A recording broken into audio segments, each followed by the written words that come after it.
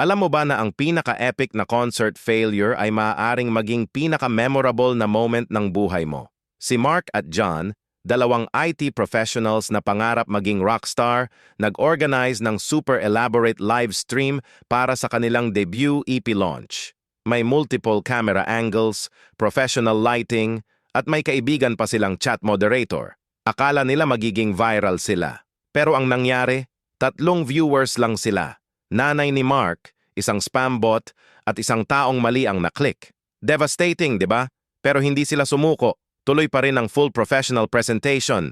Nag-introduce sila ng bawat kanta, nag-explain ng creative process, at desperately nag-try mag-engage sa audience of 3. Mas lumala pa ang technical difficulties habang ginagawa nila ang elaborate camera work. Pero nang makita nila ang genuine enthusiasm ng nanay ni Mark sa chat, na nag-comment ng detailed sa bawat kanta, na-realize nila na passionate fans matter more than numbers. Minsan, ang pinaka-meaningful na success ay hindi nasusukat sa dami ng tao, kundi sa depth ng connection na nabubuo mo.